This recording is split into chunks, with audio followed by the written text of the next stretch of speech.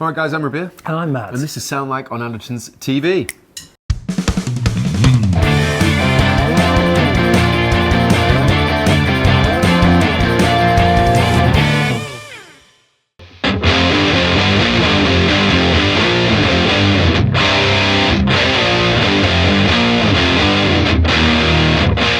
Afternoon, Matt. Afternoon, Rabea. We are in the drum department today. Yeah, and we were actually having a little peruse of the snare drums, also while Pete learns to play. Yeah.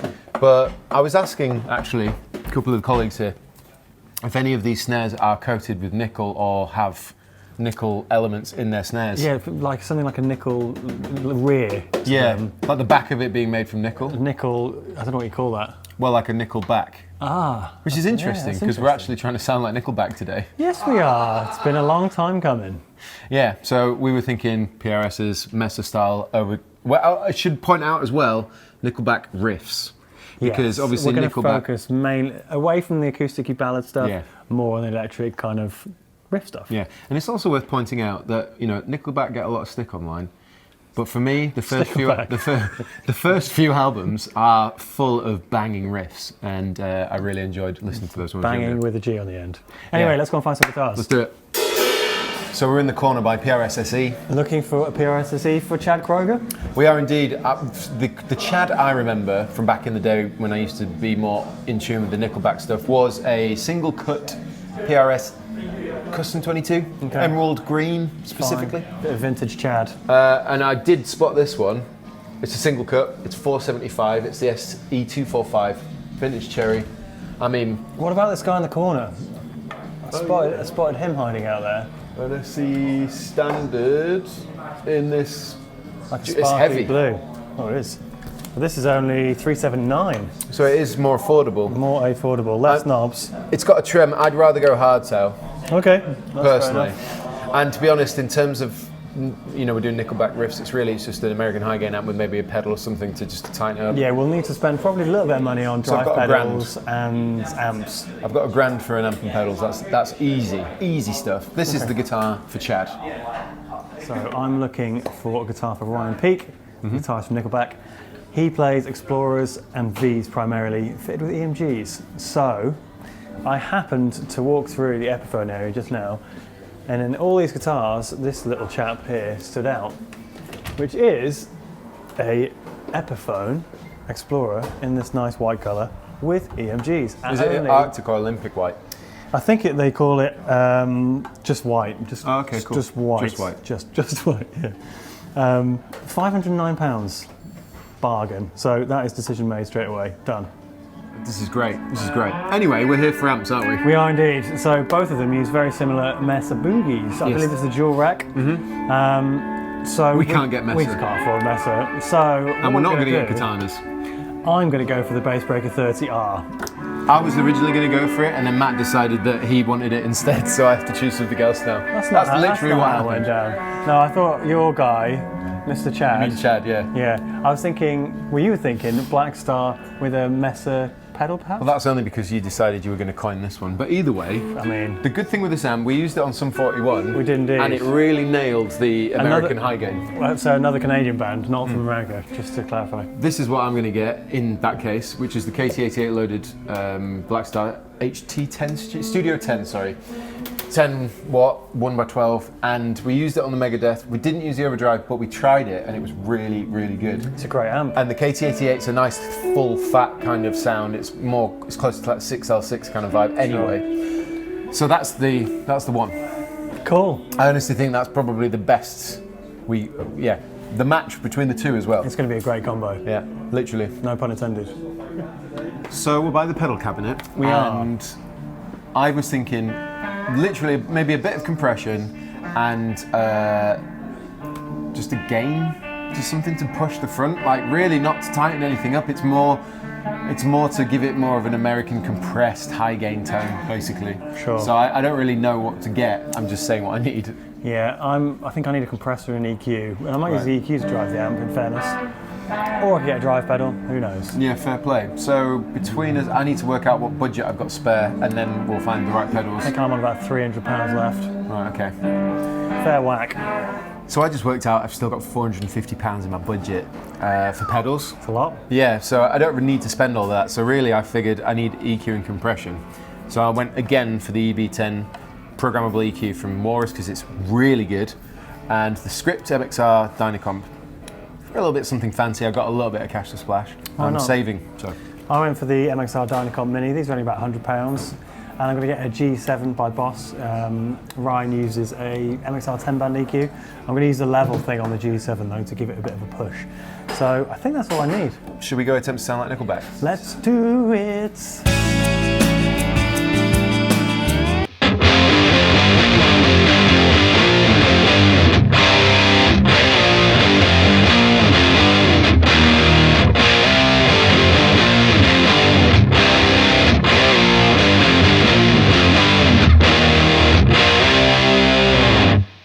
And we're back in the video room. Yes, we are in this tonal journey to sound like Nickelback. Yes, Nickelback. Without busting the bank, actually. I was going to say bye. Yeah, you were going to say bye. I'd like to do a bye bust in the bank. I would. I really would. Especially after just finding these tones. Some great tones, yeah. Yeah. Nickelback, obviously they've been around for so long and they're one of those bands that for some reason get loads of stick. I've never understood why they do. I mean, some of their songs I'm not a fan. Yeah.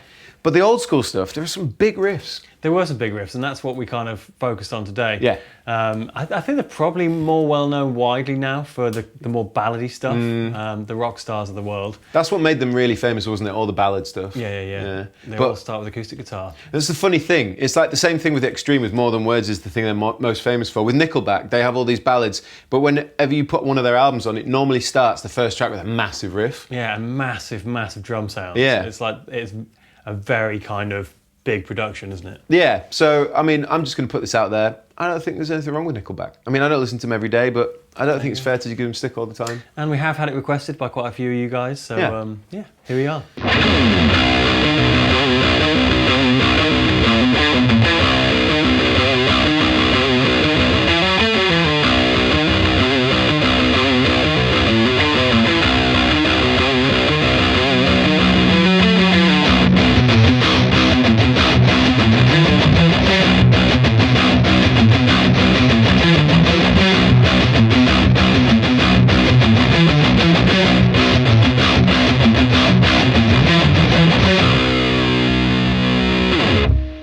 And without further ado, the rig, genuinely, I am so chuffed with my rig. I'm so chuffed. This is a good one. Yeah, it was complete fluke.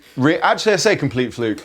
Obviously, we went to choose the thing. I'm really glad I didn't get the Bassbreaker. Not because it sounds bad. Thanks, man. Just because this sounds so good. That does sound really, I'm surprised. Yeah, so, right, let's do the rig. It's super simple. For a start, I didn't use the Dynacomp in the end, didn't need to. I thought I'd need to get things chewing up a little bit or like, you know, whatever, with a compressor, didn't need to do it. So let me start. So the guitar is the PRS SE 245. This is the vintage Cherry. This is like 475 quid. Bargain. Hardtail with brass saddles. There's no coil split, but obviously you got 2 pickups, 3-way. A nice bridge, although I will have to say this, restringing it was a huge pain in the backside because of the design. It's a really weird design how these little cavities to fit the ball ends of the string in is perfectly sized to fit the ball end in. Really get the right way around. Yeah, and if we had to restring these, so these are 12 to 56. Yep. Because they play in like drop C and drop B and stuff. Other than that, plays great, sounds really good. This runs straight into the Walrus Audio EB10 programmable EQ. Sure. Which I love. It's very cool. Because you can use this as a boost as well. It just chucks 15 dB straight into the front end. And you can cut and boost your low, mid and high from anywhere from 3 dB up to 12. I'm actually cutting 3 dB of high, 3 dB of mid, and I'm not doing anything to the low end. My amp as well is the Blackstar Studio 10 KT88, which we used on Megadeth, and I got the impression then that it was good, but today I'm really convinced. So this is the sound of the PRS and the Studio 10. This is now in drop B. Yeah, we're pretty low now. So they're flappy. 1256 on a PRS scale length is, yeah. And they're really thick strings. They are. But this is how it sounds without the EB10 in.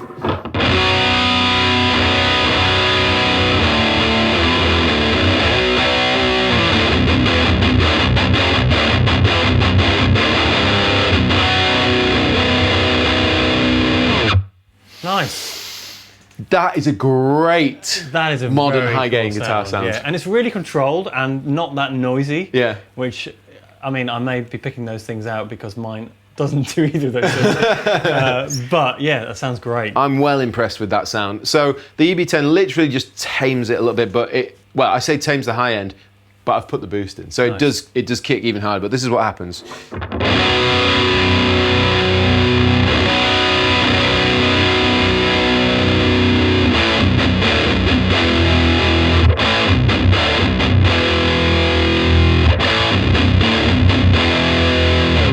Great sound. Super subtle. It does that thing that I hear in Nickelback guitar tones, which is suddenly you don't get that transient when you do when you palm mute. It's all just this one thick layer of guitar. It's just a lot, isn't it? Yeah. Really, really alive, you know. So that for me, that just squishes it all together, basically. Yeah.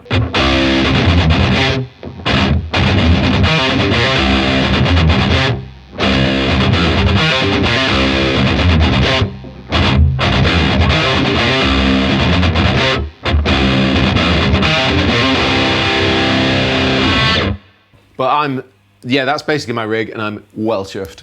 This is mine, and this is an Epiphone Explorer in what I call just white. Yeah, that's exactly what it is. It's fitted with EMGs, which I wanted for my rig. So yeah, it's a perfect guitar, really. Not much more to say than that. The split bridge, it looks like maybe a Power Ferret, doesn't it? board, yeah. Grover tuners, made in China. It's tidy looking though. It's all right, 509 as well, so pretty affordable. That goes straight into the EQ, which The Beige Wonder. I needed, yes, G7. I think in retrospect, I'd have probably relied less on the amp inbuilt gain and gone for maybe the Mesa Flux Drive or something. Right, okay. And ridden it on a crunch or a clean or something. But hey ho, here we are. And yes, I've got the Fender Bassbreaker 30R on the high gain setting. And it sounds like this, without the EQ.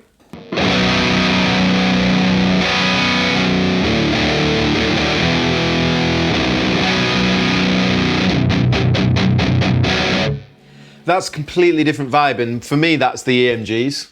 Yes, yeah, most probably. It's really kind of sludgy, it's massive, it's uncontrolled almost. Yeah. It's like the opposite of yours, really. But again, they might fit well together. Yeah. It's quite a noisy rig, especially when you kick in the G7. That's just taking some of the low end out, boosting a bit of the high mids.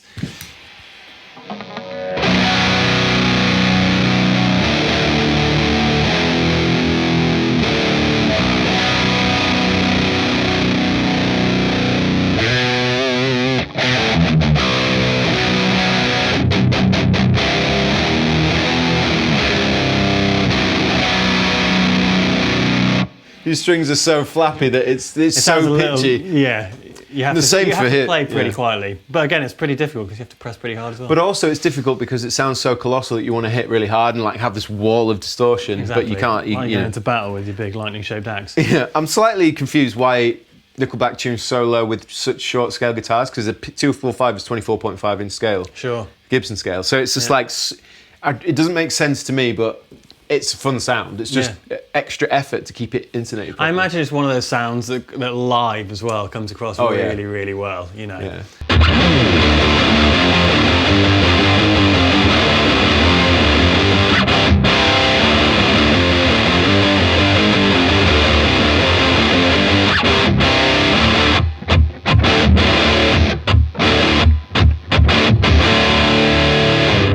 Well, I'm also to point out, if you take away the Dynacomp's price, my rig is what, it's like 1,200-ish, I think. Yeah, I'm on about 1,300. Yeah.